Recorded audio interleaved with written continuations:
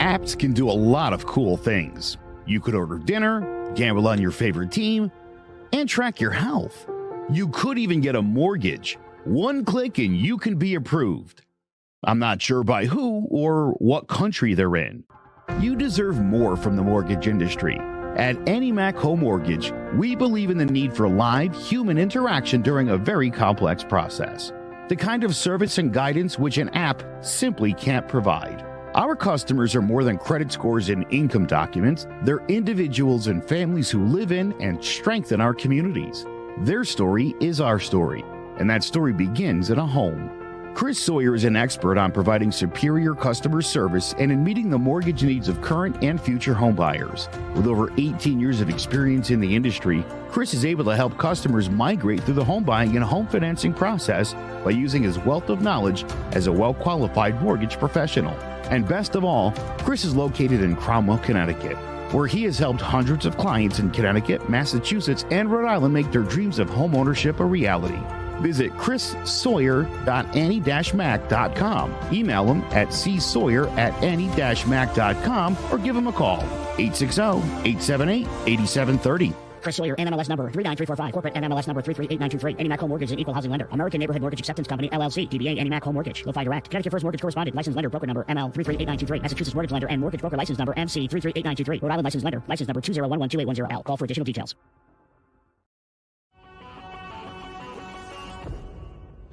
Open, Shepard, all alone. Shepard breaks a tackle and into the end zone. Sterling Shepard. Thibodeau got there, got the ball out, scooped it and scored. Touchdown Giants. Kayvon Thibodeau. Second down, 5. Jones again. Oh, here he goes. He can see the pylon. Touchdown. Barkley looking for a seam. Great cut. Saquon Barkley in for the touchdown. Hello, ladies and gentlemen, and welcome to Jawing About the GMen Giants Football Podcast. I'm Big Jace, joined by Sean Scanlon, and we got a lot to talk about as tomorrow afternoon is the franchise tag deadline, and the Giants plan to franchise tag Daniel Jones. I mean, anything, unless somehow they come up with some contract in the next less than 24 hours. This is what's going to happen. Daniel Jones reports of wanting $45 million per year. Sean, what do you think about this? And is this good or is this bad for the Giants? I think putting the tag on Jones would be bad for us because I'd rather just sign him to a long-term contract. Obviously, he's looking for the $45 million. I think I'd feel more comfortable going somewhere around $40 million, but it's not looking like that's going to happen. They said they can't get to a long-term contract before the deadline, then they're probably going to tag him, which I think just hurts our chances of bringing Saquon back. Obviously, when you're on that 1-year tag hit, you can't spread it out. So, you could have a lower cap hit in the first couple of years and then do a higher cap hit. So you can spend more money in this free agency coming up here. So I don't really think it's a great idea for the Giants. Unfortunately, that's what it's looking like. So I think more and more by the day, it's looking like Saquon Barkley won't be part of this offense, which is huge. We've seen that when he's on the field with Daniel Jones, they've done really well together. He was the catalyst of this offense last year. He was hurt for, the 3-year stretch there, but he's looked like he's back to form last year. And now he's got some fresh legs, seeing that, he missed the majority of those past 3 years. So I just think tagging Daniel Jones will not allow us to bring back Saquon, which will mess up the dynamic in this offense. So I'm not a huge fan of it. I'd rather get him to a long-term deal. If we can get him to like a 4-year, 160, I don't mind paying him the $40 million. I know a lot of Giants fans don't love that. But if you look at some of the QBs coming up here, you got Herbert, Burrow, Lamar's going to get paid. He'll probably be in like the top half, like around 10 to 15 highest paid quarterbacks, which is where I think he is right now, honestly, in the league after what we saw last year. So I would like to get the long-term deal done, but it's looking like it's not going to happen. So I think it's a bad idea. I think we're just going to miss out on Saquon, which really hurts because I love Saquon, and I think he's obviously the biggest part of this offense. I think that Daniel Jones had a great year, but I think the offense still runs through Saquon. So not a big fan of it. I have a bad feeling that Saquon's not going to be back. So yeah, that's how I feel about it. I get where you're coming from, but I think they'll make it work. I mean just because Daniel Jones' franchise tag doesn't necessarily mean that's the end of the line for Saquon. I think they'll be able to work it out, especially with also starting that they're going to cut Kenny Golladay once like free agency starts. That'll clear up some room. I mean, yeah, optimally, was this the best way for the free agency to play out? No. I thought Daniel Jones would be a team player, take a little bit of a pay cut, help him find some more weapons in free agency, but I guess that's not what's going to happen. But I'm not as skeptical as you about Saquon leaving. Like I think they can still keep both these guys together, and even if they do, even if Saquon leaves and you only got Daniel Jones for really 1 year, you're not able to figure it out. Okay, then we're at like a full-on not full-on rebuild, but personnel rebuild, which I'm not going to be super mad at because we have the front office, you have the coach there. You just need the right pieces, and if Daniel Jones isn't willing to commit to that, then he wasn't the right piece. I have faith in Daboll. I have faith in Shane. If he can't find that faith in him, is he really? I don't think he's good enough to be the Giants' quarterback of the future. I mean, I believe in Daboll and Shane, definitely. I think what Shane did last year with having no cap space and bringing in all these guys that were pretty much on the streets was incredible. Now that he actually has some money to spend, I think that we're definitely going to see a much more deep roster this year. I think we do have some talent from our starters, but if we have to go in and get another quarterback after next year because we can't get to a long-term deal with Jones, then I think that just sets us back even further. I still have belief in Daboll and Kafka, even with a rookie quarterback and some names that are not familiar in this offense. I think they can get the job done. But I think it's just so much easier to build on what we've already, seen from last year, going into the playoffs, winning 9 games, getting a playoff win. I think it would be much easier to, go out and add some receivers to that group that we have with Jones and Barkley instead of trying to rework this whole offense with a new quarterback, new running back. I think it just sets us back a little bit. So that's why I wanted to get the long-term deal done with Jones and then maybe tag Saquon. I don't know why they're so against tagging Saquon. It makes a lot of sense. You only have to pay $10 million for next year, which is I think a bargain for Saquon. He's looking for 14 mil. The Giants won't go north of 12 mil. It's looking like so. I just have a bad feeling that negotiation is not going to get done and that Saquon's going to hit the free market. And then once he gets to talk to other teams, I think there's definitely a team out there that will be willing to pay him, over that 14 mil because there's a lot of teams in this league that would want a playmaker like Saquon Barkley on their offense. So I just think this it could be a domino effect if, we end up tagging Jones and then not bringing Saquon back. I think it could just hurt this offense moving forward, but we'll see how it plays out. Obviously, I want Saquon back. I just don't know if the negotiations are going to go well, and we'll see what happens. But I do believe in Shane that they can get there. It's just not looking great right now from all the reports I've seen. So fingers crossed that Saquon's back. But yeah, we'll see what happens. Yeah, we will see. And I mean, let's take a step away from the Giants for a little bit here. It was a lot of news came out around the NFL because it was the NFL Combine. A lot of mixing and mingling amongst the front office people. And, that's where this Daniel Jones report came out of. So, if they can't get those guys, if they can't re-sign both Daniel Jones and Saquon, obviously that'll change the needs of the Giants. We put a lot of stock in the NFL Combine, but obviously free agency hasn't hit yet. So your needs and that stuff, like everyone putting out mock drafts right now, like needs and stuff are going to change. But Sean, who surprised you most at the Combine that you saw? For me, I think it had to be probably the best performance from the combine I saw was Nolan Smith from Georgia. He missed, pretty much all last year with an injury. I knew that he was an explosive pass rusher. I knew he'd be, one of the top edge prospects, but I didn't expect him to be that good. Running in the 4.3s as a pass rusher.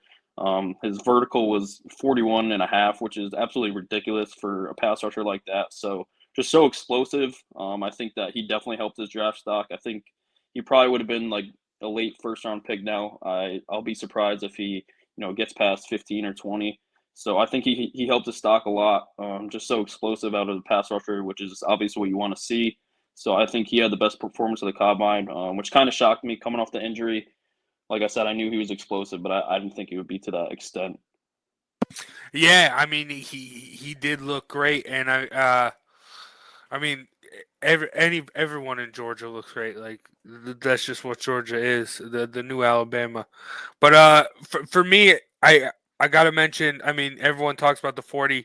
DJ Turner the second from Michigan, defensive back ran a 4.26, fastest of the combine. So shout out to him.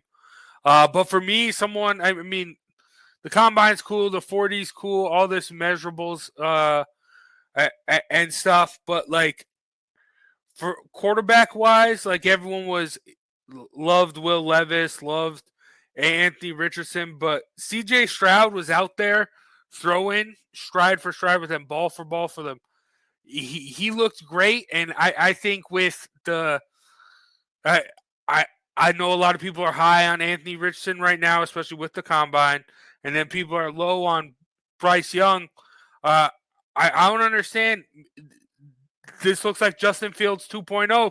You have this good Ohio State quarterback that is somehow getting leapfrogged by people who, based off on the field, that shouldn't be the case. Like I think I like Justin Fields, but I think CJ Stroud is the guy. I think he is the quarterback of this draft class, and a lot of people are overlooking him. But I completely agree with you. I think that from even when the season started this year, I thought that C.J. Stroud going in would be the best quarterback, and he kind of showed that with Ohio State's offense. And I think he's getting overlooked by these guys like Will Levis, Anthony Richardson, like you said, just because they have these super strong arms. They're both super athletic, but they didn't really put up the numbers or tape that you'd want to see at the college level. And then Bryce Young, obviously another great career, but it's just that slight frame. I just with those huge D linemen hitting him in the NFL, I just don't know how long he's going to last like that. At least other shorter guys like Kyler, Russell Wilson, Drew Brees, they actually had a little bit of not as much as of a slight frame. They had some build on them, so I'm just worried about that. But I agree. I think C.J. Stroud is easily the number one quarterback. I don't know why he's being overlooked so much, and if he ends up being the third or fourth quarterback drafted, I think whatever team picks him is definitely going to get a steal, and I think that they'll end up getting the best quarterback at the next level. Yeah, I mean, we'll see with that. I think it just has to be a stigma. If that does end up happening, it has to be just a stigma with Ohio State quarterbacks. Because, I mean, hopefully Justin Fields can break that. Hopefully wherever C.J. Stroud can break that. But I feel like I mean, people said that a lot about Alabama quarterbacks. But, I mean, look at what Jalen Hurts did this past year. So I mean, we don't need to talk about that. I know, and also, I mean, one more thing on the Eagles. You also talk about slight frame and all that stuff. Devontae Smith, a lot of the similar. They said a lot of stuff like that about him, and he turned out pretty good. I mean, and quarterback wise, you have that across the board. I feel just going all the way back to Drew Bledsoe, obviously Russell Wilson. Drew Brees. So I mean, I think it's different. I think it's different for receivers though. Quarterback, you're just standing back there waiting for your linebacker or D lineman to come crush you. At least with DBs, you're out in the open field. I mean, the DBs are much smaller than some of the D linemen and linebackers. So, and I think it's a little bit different. And you can find ways to get down in the open field, run out of bounds. QBs sometimes when you're in the pocket, you don't really have much say. It's kind of up to your own line. So. That's the only. I still think Bryce Young will have a solid career. It's just it does worry me, especially looking over the line too. Like he's a small dude. I just don't know how it's gonna work out. Obviously, I think he's a great passer. I think that he will have a good career, but I would still lean C.J. Stroud over him. Yeah, I mean, yeah, I'm with you with C.J. Stroud. I will say though, Bryce Young, I feel like at times at Alabama didn't need to utilize his legs as much. I know that was really big in him coming out of college. I mean, coming out of high school, and I feel like it isn't his mobility isn't talked out as much. So I think of that's something that could uh, be another wrinkle to make him a great quarterback. But yeah, I still think C.J. Stroud is just he's the more dependable, more reliable, just the guy that you want. But I don't know. Yeah. We'll see. Yeah, C.J. Stroud's a sneaky runner too. That game against Georgia, he was scrambling left and right, picking Yeah. up yards. So I think that's another element of his game that he could use in the NFL. Yeah, very, very true. But all right, sticking with the combine, but going back to the Giants. From watching the combine, are there any names that showed up on your radar as a Giants fans, the guys that you would love to see in that big blue uniform? Now, I might sound like a hypocrite a little bit here because I was just talking about Bryce Young's slight frame. But if you're looking at receivers, my favorite receiver right now is Zay Flowers. I know that he's only 5'9", but he is explosive, man. He's so fast. He's a great route runner. In the open field, I think he could be a nightmare. And obviously, he played at BC, but he was pretty much the lone bright spot there. I think that he would fit so great in Dable and Kafka's offense. I think we need guys that can get separation, that can make plays in the open field, and I think that Zay Flowers can do that at a high level.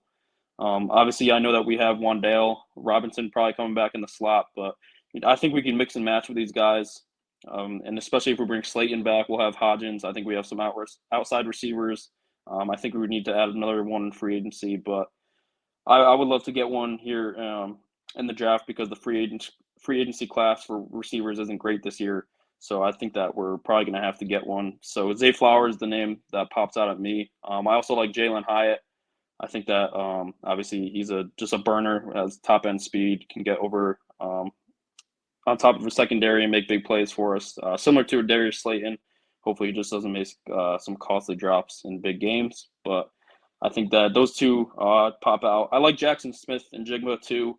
I just think that he doesn't get as much separation. We just saw how that worked out with Kenny Galladay. So I would like a guy that can get separation, can make plays in the open field. And I think those two definitely pop out to me. But yeah, I love Zay Flowers. I know he's a small dude, but I think that he's going to ball out at the next level. Yeah, I like those. I think another guy. I have to mention Quentin Johnson, TCU. A lot of people have talked. I've seen him in a lot of mocks for the Giants as well. And he didn't run a 40, but he's one of those big physical guys. He can go up there and get you the ball. It's something the Giants have never really had. So I think that's another guy. That'd be interesting what Dayball can do for him. Yeah, I had Jalen Hyatt as well. He's great, speed demon, getting separation.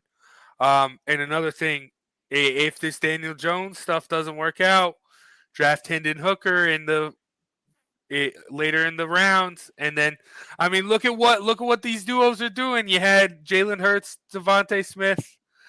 Then you had Burrow and Chase. These little duos going to Super Bowls. But one that I think would be great, taking a step away from the offensive side, looking at the defensive side. Right now, he's ranked 25 on ESPN's big board, so I think he might fall. I don't think he will. I think he'll actually go up. But Emmanuel Forbes from Mississippi State, the cornerback, he allowed a 1.4 passer rating in wall and man coverage at Mississippi State. He had 6 pick sixes in his career. Ran a 4.35 40. This dude's a beast. This dude, Sauce Gardner-esque. Not a lot of people are talking about him. Like I said, ESPN has him in that 20 range for their big board B. He was a 37.5-inch vertical, 10-foot 11-inch broad. This dude's a freak, and I think that this is a guy a lot of people are sleeping on right now, but I think he could like top up and like Sauce Gardner last year, like just end up being one of those top picks. But if it stays like this, I think the Giants should keep an eye on him. I know what's his name, Christian Gonzalez from Oregon. A lot of people like him as the top DB to go off. But I like this Forbes kid out of Mississippi State. But all right. Now we've been doing this since the off season, off sport, as I've been calling it. Talking a lot of basketball as it is, like primetime basketball. Let's talk some college hoops, though. Championship week is among us. All the conference championships starting to go down. Big East starts play this week. Is it Tuesday or Wednesday they start?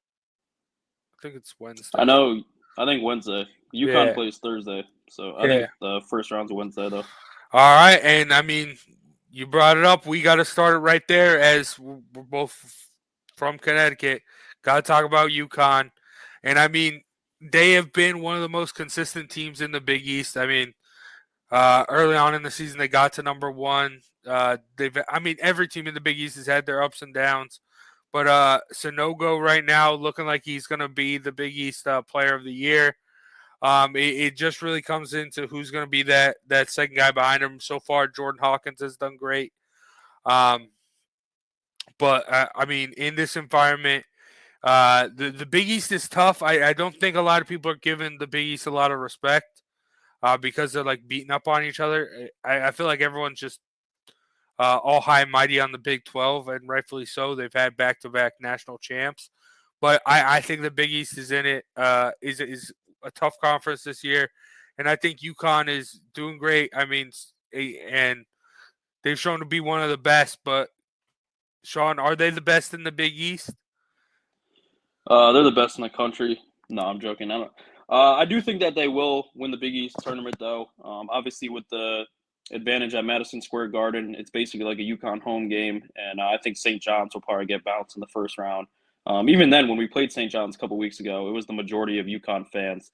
And just the way they're playing right now, they've won 5 in a row. Since the start of February, they've only lost 1 game. Like you mentioned, they got off to that super hot start, 14-0, and then once they got into conference play, they struggled a little bit in January, but they started to pick it up. Now they look like the team that started the season. Their defense is incredible. They're super long and athletic. Like you said, Sonogo is the best big man in the Big East. Jordan Hawkins, when he gets hot, he's one of the best shooters in the country. And then you're getting contributions from, the freshmen, Karaban, Klingon. Andre Jackson is a great glue guy. He's a great facilitator, great rebounder as a guard, a really good defender. So I like this team a lot. They're peaking at the right time for sure. So I think that they'll go out and win the Big East. Only team that I'm really worried about is Marquette. They have a really good offense that could, put up a lot of points on you. And then Xavier has really good guard play. They have some good men down low too. So those are the two teams I worry about. I don't buy into the hype with Creighton. I don't really think that they're that good, honestly. And then Providence could be tough, but they've kind of been struggling lately. So I think if we get past Providence, I think that we definitely have a good shot winning the Big East tourney and then moving on to March Madness. I feel good about this year's Huskies. I know that I felt good the last 2 years and they got bounced in the first round both times. But I think this team's a little bit different. I think they're better defensively. I think they have some more scoring on the outside. So I definitely feel good about the chances. And let's go Huskies. I agree with you. They look very, very good. Sonogo.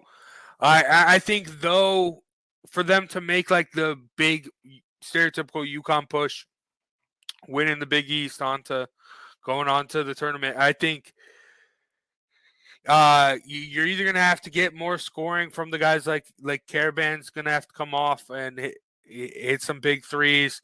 I think even Jordan Hawkins a little bit more scoring. Even Sonogo's gonna have to play a little bit, score a little bit more. I think like the way they're gonna make this run is Sonogo's gonna have to play like Shaq, or like everyone else around him is gonna have to step it up a little bit more. So I think it's tough. I think they're gonna make a run. Are they gonna make a run all the way to the Final Four? I don't think so. I think they will get knocked off here early, but I think they can win this tournament. But will they? I don't know. I like Marquette. I think they're just too deep. I mean, I think defensively, probably UConn's a little bit more deep. But Marquette, just their scoring, their offense, it's great. And I feel like coaching-wise, Shaka Smart, he's been there. He's had the runs with different teams. And, I mean, shout out to Hurley. He's done great. But I feel like this is where the time, like, coaching really takes control. I mean, you saw Coach K get that Duke team, to the Final Four last year. Like, this is where coaching – that's why coaching dominates college basketball like it does. I feel like Shaka Smart is the better coach here, and he's going to bring it. All right. But I don't know about – I would say Creighton's probably the third. I'd take Creighton over Xavier, though, as that third team. Because, I mean, well, you're not buying the hype. They're okay. I just hate Ryan Kalbrenner, the big dude. Yeah, I mean, he's a beast. He's a monster. No, he's not. Yes, he is. Sonogo owns him. Did you see that? Didn't like Creighton whooped UConn the last game, right? Or am I getting that mixed up? They didn't whoop us. They won, didn't they? No, yeah, they won by 3. I think it was 53-50. I'm pretty sure. Okay, but I'm pretty sure they had like a big lead in the first half or something. I don't remember. I was at work watching. That was against Seton Hall, I think, for UConn. They were up like 15 at the half and ended up losing. I don't know, but it's gonna be interesting. Like even like a team like Seton Hall, like I wouldn't be surprised if they like upset like one of the like a Creighton, like a Marquette. Like the Big East tournament's always weird. Like you saw a couple years ago, Georgetown went on this run. Like crazy things can happen, and I feel like that's. A lot of that stuff happens in Madison Square Garden in the Big East tournament. So who knows? We might be talking about I don't even know. We might be talking about like a St. John's, like you said, makes a run, a Seton Hall. Who knows? That'd be crazy. Or in any of these. Maybe UConn can pull off something like not UConn, my bad. Syracuse. I like Syracuse. That's not going to happen. Jim Boeheim's washed. Yeah, that's. I mean, Coach K is gone. Roy Williams is gone. Jim Boeheim, you're next. Yeah, it's time to move on, Jimmy. Yeah, it's been time to move on for a while, dude. The 2-3. That's just crazy. I know you got your one championship in your 45 years. Great job. I think it's time to move on, old Jim boy. Yeah, and who knows? A lot of stuff can happen. I'll tell you though, dude, I'm all in on Bama this year though. Brandon Miller's. I know optically it's not good. I know it looks bad, but I mean, for the media, for everyone to be staring at you. With all the allegations and that stuff going on, and for you to go out that night and drop 40, that's a cold-blooded killer. That's the wrong choice of words. Okay. That's a monster. And Brandon Miller. I know Nate Oates is stupid, and but I know he says a lot of stuff, but I think Bama's for real though. I'll say that I put a little bit of money where my mouth is there. Nuggets and Bama right now. That's what I got futures on. Nuggets ones look good. Hey. Yeah. You and Zay were clowning me for that at the beginning of the year. I gotta see it to believe it with the Nuggets. Hey, I could cash out right now and make a lot of money, but no, they're winning the finals. But all right. That's gonna do it for John about the GMen today. Thank you, Sean, for joining me. Thank you, Chris Sawyer and Annie Mac Home Mortgage for sponsoring today's episode. And always, thank you, Clovercrest Media, for sponsoring today's episode as well. Make sure you check out clovercrestmedia.com for a bunch of other great podcasts. For myself, Big Jace, and Sean Scanlon, see you next time for more John about the GMen. open. Shepard all alone. Shepard breaks a tackle and into the end zone. Sterling Shepard. Thibodeau got there, got the ball out, scooped it and scored. Touchdown Giants. Kayvon Thibodeau. Second down, 5, Jones again. Oh, here he goes. He can see the pylon. Touchdown. Barkley looking for a seam. Great cut. Saquon Barkley in for the touchdown. Hello, my name is Joe Aguirre. I'm the president of Clovercrest Media Group. And here at CMG, we have a wide variety of podcasts, including sports shows like Keys to the City, The Roll Call, Throwing Jabs, All Four Downs, and Jawing About the G-Men. And great true crime shows like Sticky Week, Crimes and Consequences, Ivy League Murders, and Bird, the unsolved murder of David Eichmann. You can find all these podcasts and so much more by visiting clovercrestmedia.com.